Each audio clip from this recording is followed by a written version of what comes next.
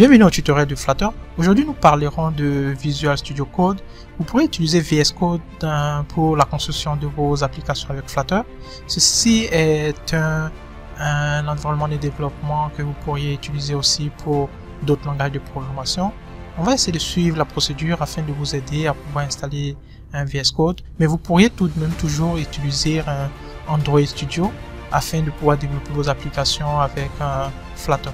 Mais ça serait intéressant aussi de jeter un coup d'œil sur VS Code parce qu'il y a pas mal de propriétés que vous pourriez utiliser avec un VS Code. Donc je vous fournis ce lien, vous pouvez le récupérer.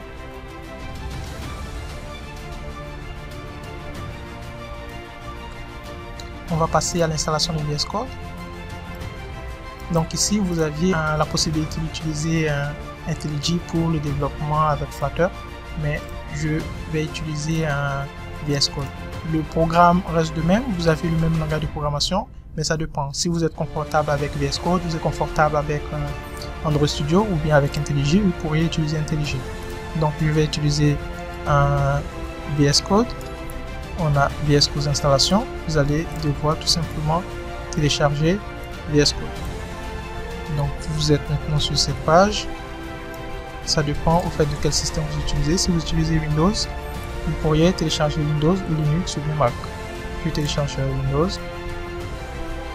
Vous aviez ici le téléchargement qui est en cours. On va patienter. Le téléchargement étant terminé, on va essayer de le récupérer. Je récupère. Je double-clique sur VS Code pour installer l'application. Ici, vous devez tout simplement accepter la licence. Mon VS Code il sera installé par défaut à cet emplacement. Je fais suivant. Je fais encore suivant. Et là, je lui demande d'ajouter, vous voyez, le path au niveau de ma variable d'environnement. Et je vais lui demander de créer une icône. Je fais suivant. Et je lance l'installation. On va attendre le processus d'installation qui termine.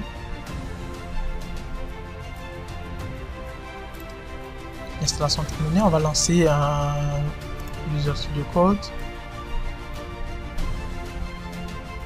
Vous aviez votre premier lancement avec VS Code. Donc ici, on va essayer maintenant de suivre la documentation. C'est d'installer le plugin, c'est une extension de Flutter. Il faut tout simplement partir au niveau de View. Et après View, vous avez commande palette, cliquez dessus. Et ici, vous voyez, vous aviez extension. Donc, si vous regardez la documentation, il vous demande de rentrer Flutter extension. J'ouvre la documentation, install, et après install, vous mettez extension et installation extension. Donc, on va tout simplement suivre la procédure. Vous allez voir, c'est très simple.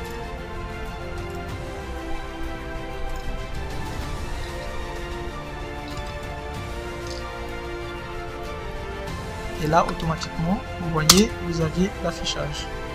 Si vous aviez toutes les extensions que vous pourriez utiliser au niveau de VS Code, vous pourrez utiliser Python, C++, C++, et C#, etc. Donc, à ce niveau-là, on va tout simplement effectuer notre recherche avec Flutter. Donc, vous voyez, vous aviez Flutter qui est ici. Donc, je clique sur Installation. Et vous aviez l'installation de Flutter qui est en cours. Donc, on va patienter. Le processus d'installation sera terminé. L'installation de Flutter étant terminée, vous aviez ici un Flutter et Dart qui sont installés en même temps. Donc on va retourner au niveau de View, on va cliquer sur commande palette. Vous allez taper Doctor et vous voyez automatiquement vous aviez un Run Flutter Doctor. On clique dessus et vous aviez le processus de vérification de Flutter qui est lancé. On va patienter. L'exécution de Flutter Doctor a été terminée. On va à ce niveau-là, cliquer dessus et vous allez voir au niveau du output, vous constatez qu'on n'a pas d'erreur, donc ça veut dire que l'exécution a été effectuée avec succès. Donc si on retourne à la documentation, vous aviez la première étape, on a eu à installer le plugin, l'extension. Après l'extension, on a exécuté la commande Doctor au niveau de Flutter. Et là, vous avez vu, on a exécuté cette commande. Donc, étant terminé, on a fini le processus d'installation de Flutter au niveau de VS Code. Nous restons toujours au niveau de la documentation. Vous partez vers le bas. Vous voyez, vous avez Test Drive. Vous cliquez sur Test Drive et vous descendez au niveau de toujours un Visual Studio Code. On va essayer de créer notre premier projet avec Flutter en utilisant VS Code. Donc on retourne au niveau de VS Code et je vais fermer l'extension. Ici vous avez les menus, vous pouvez vérifier pour voir, il n'y a rien de si intéressant. Vous pouvez parcourir après plus tard. Donc je vais sur View, je tape palette et je mets New Projet. Vous voyez, lorsque je mets New Projet, directement vous avez Flutter de point New Projet ou bien Dart, ça dépend. Donc je sélectionne Flutter New Projet, je valide. Automatiquement il me demande de rentrer le nom du projet. Je vais appeler le projet matin par exemple. Je valide matin et j'appuie sur Entrée. Il me demande l'emplacement où est-ce que je veux sauvegarder mon projet matin. Je vais le sauvegarder sur mon D. Je vais créer un nouveau répertoire ici. Je vais appeler projet Flutter ou bien projet VS Code. C'est un peu intéressant. À la suite, je clique sur Entrée et c'est tout. En passant, le code sera généré. Ça prend quelques secondes.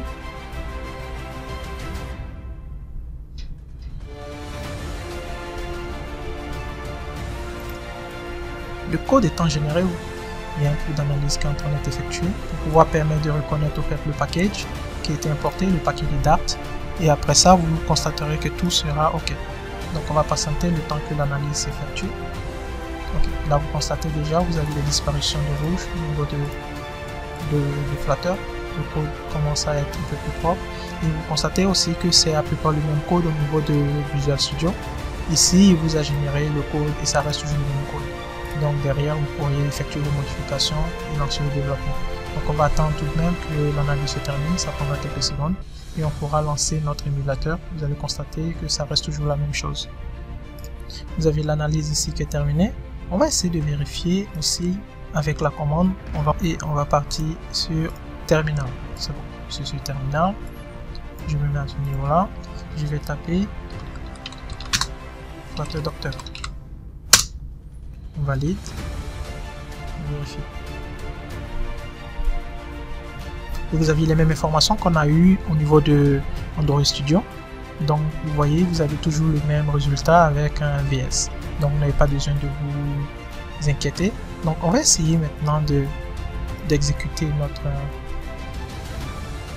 projet pour voir ce que ça donne. Pour l'exécution, vous pourriez partir au niveau de View et cliquer sur exécuter ou bien Run. Ou bien vous partez au niveau de Run et vous exécutez pour commencer avec un débogage ou bien exécuter sans débogage. On va essayer de faire une simple exécution pour voir ce que ça donne. Je clique sur exécuter. N'oubliez pas bien sûr de partir sur débogage ici et vous cliquez exécuter avec débogage. Donc là vous voyez, il vous propose plusieurs options automatiquement. Soit vous commencez à exécuter Flutter avec un API 28, ou bien vous commencez avec un nouveau émulateur, ou bien il va créer un nouveau émulateur. On va prendre la première et on va observer ce que ça donne. Ok. Donc là vous constatez qu'il lance la machine virtuelle. C'est bon.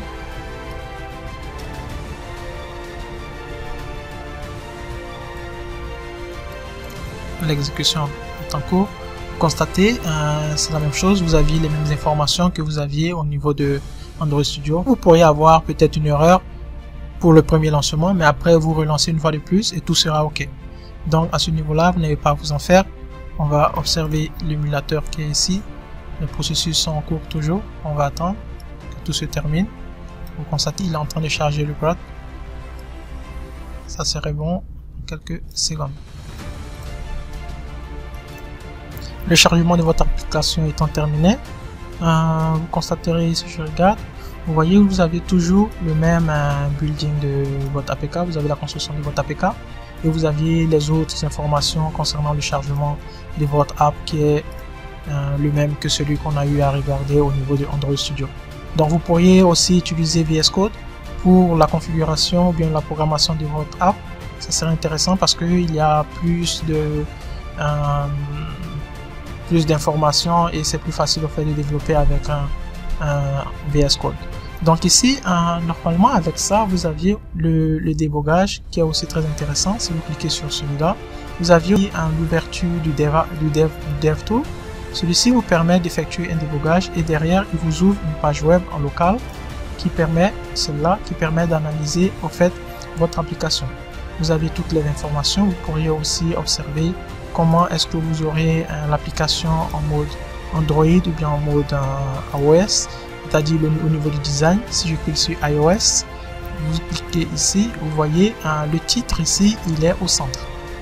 Si c'est sur un iOS. Si vous partez sur un Android, vous aurez constaté que le titre il sera tout simplement à votre gauche. Donc ça aussi c'est très important parce que vous pourriez aussi essayer d'effectuer des débogages pour vérifier un problème sur le design. Si vous cliquez sur ça par exemple, vous voyez vous aviez tous les traits qui s'affichent et là vous pourriez aussi observer le décalage de certaines icônes, de certains boutons, etc. Donc là ici tout est correct. Vous aviez votre code qui est le même que celui qu'on a eu à observer au niveau de Android Studio. Vous aviez tout ça ici. Vous aviez en haut vos boutons qui permettent d'effectuer un hot reload. Au fait, c'est pour pouvoir effectuer une mise à jour de votre programme afin qu'il s'exécute automatiquement sur l'application sans que vous ayez à recompiler une fois de plus le programme. Donc, c'est-à-dire si vous effectuez des changements au niveau du programme, vous allez constater que un hot reload vous permet tout simplement de faire une mise à jour. C'est comme un CTRL S si vous effectuez. Donc ici vous aviez le processus d'exécution qui est ici, vous pourrez le cliquer et il va effectuer une mise à jour de votre application. Donc au niveau du menu, ça c'est la recherche. Ici il n'y a rien d'intéressant. Ça, ce sont les différentes informations que vous pourriez avoir concernant l'exécution et le débogage.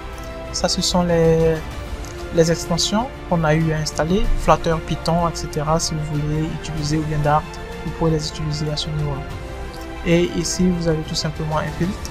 Et ici, c'est la structure de votre code. Vous avez la structure de votre code. Si vous partez au niveau des app bar, on reviendra sur toutes ces informations parce que pour le moment, ça c'est un peu compliqué de vous donner tous les détails sur ça.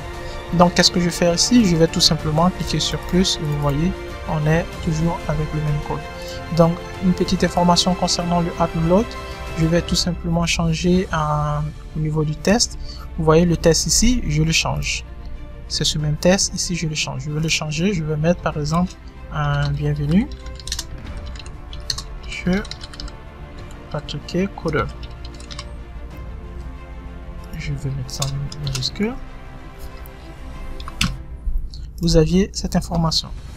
Donc ici, vous voyez, vous pourrez tout simplement cliquer sur ça. C'est un CTRL